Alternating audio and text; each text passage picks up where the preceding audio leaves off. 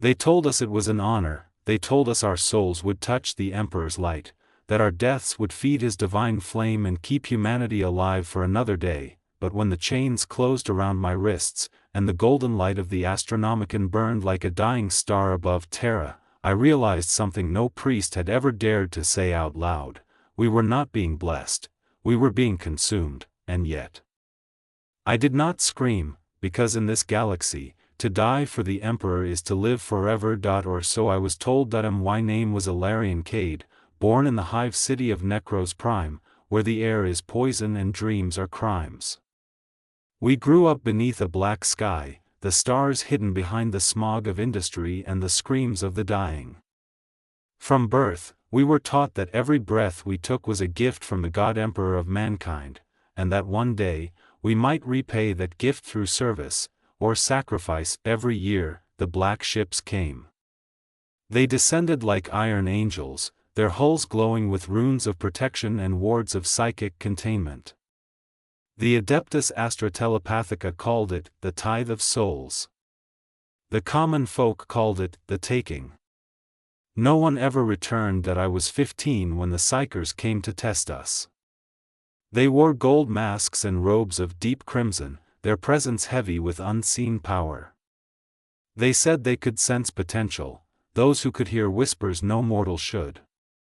And that day, when they touched my forehead, I felt it, the Emperor's voice, distant yet burning, echoing in my skull like thunder through an empty cathedral. That I was chosen. My mother fell to her knees, tears streaming down her scarred face. My father said nothing. He only placed his hand on my shoulder and whispered, "If you see his light, my son, tell him we never stopped believing." We were taken aboard the black ship, Sol Invictus. Hundreds of us, Psykers, mutants, the touched and the cursed. Locked in cells of steel and silence. We could feel each other's fear bleeding through the walls. Some prayed, some wept, some laughed like the damned, and always, in the darkness, the whispers grew louder. Some said they heard the Emperor's voice calling them by name. Others said it was something else, something hungry that wore his voice like a mask. Weeks passed as we crossed the void toward Terra. Many did not survive. The weakest Psykers burned from within, their eyes turning to ash. Their screams were silenced by the clergymen who walked the halls with incense and flame, purging the unclean in the Emperor's name. When we finally reached Holy Terra, the sight of it stole what breath we had left. A planet covered entirely in golden cities, cathedrals, and the bones of empires. The imperial palace rose higher than the clouds, its spires like mountains of light piercing the heavens. And at its heart, the golden throne, where the Emperor sat in eternal death, sustaining the Astronomican with the burning souls of the faithful. We were taken below the palace, into the vaults of the silent choir, where millions of Psykers had walked and none had walked out. The air was heavy with the psychic residue of centuries of sacrifice. The moment I stepped inside, my mind was flooded with voices, crying, begging, worshipping, screaming. A robed priest, his face pale as bone, told us, "Each of you will serve. Each of you will burn.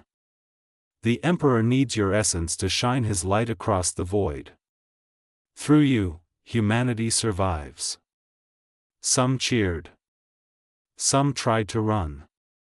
The guards made examples of them. That night, in the cold cell before the ceremony, I met Sarah, a young Psyker from Kolth. She had eyes like storm clouds and a quiet smile that made the darkness feel smaller. She asked me if I was afraid. I told her no, but I lied. She whispered, maybe the Emperor doesn't just take us. Maybe he sees us. Maybe he remembers." Her words stayed with me. Even when the screams began in the chambers beyond the wall, the next morning, they came for her. Her last words were a prayer, not for herself, but for the ones who would come after. When they dragged me next, the air was thick with the scent of ozone and incense. The chamber was vast, lined with golden statues of saints and heroes, all blindfolded, all silent. In the center was the conduit, a column of psychic light stretching upward into infinity, connecting directly to the golden throne, and as the priests chanted, and the chains closed around me, I realized what it truly meant to serve the Emperor. It meant becoming nothing so that others could be something. When the ritual began, I felt my soul pulled apart like threads of silk in a storm. My vision blurred, my body dissolving into pure thought. I could feel the presence of a billion souls, screaming, weeping, praising, all merging into a single current of light that flowed toward the throne. That I was being unmade, and yet, in that moment of annihilation, I saw him, the Emperor, not as a corpse of gold, but as a living sun, radiant, terrible, infinite. His gaze pierced through me, seeing every sin, every doubt, every memory. I expected judgment. Instead, I felt sorrow. Forgive them, his voice whispered, for they know not what I have become. And suddenly, I understood that he didn't want this. He didn't want our deaths, but the galaxy had left him no choice. His divine flame was dying, and every soul we gave only slowed the inevitable. The Astronomican burned brighter because we burned within it. Through the torrent of light, I saw the void, endless fleets of humanity, lost in the dark, guided home by the Emperor's beacon. Our sacrifice was the reason they survived. Our pain was their salvation, and for the first time, I was proud that I remembered Sarah's face, her faith, her belief that he remembered, and in the currents of fire and thought, I reached for her, and felt her soul beside mine. Together, we became part of the Astronomican, our essence entwined, our minds eternal. We saw the galaxy through the Emperor's eyes, worlds burning, legions marching, humanity struggling to endure in a universe that hated its very existence. And through it all, the Emperor's will remained unbroken, a silent cry across time: endure. Live.